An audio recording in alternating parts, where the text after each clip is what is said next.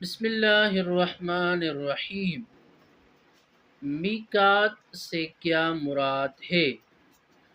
میقات کی اصل معنی ہے کسی شے کے لیے ایسا وقت مقرر کرنا جو اس کے ساتھ خاص ہو۔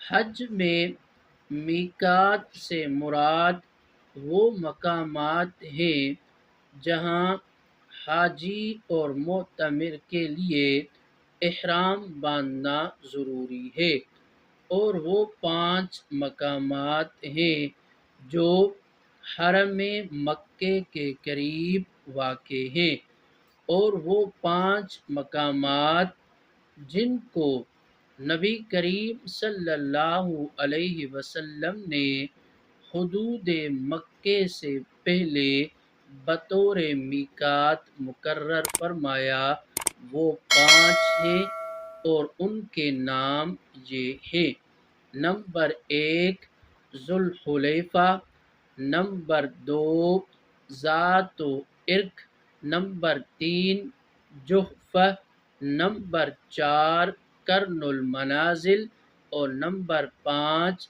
یلملم۔ وما علینا الا البلاغ المبین۔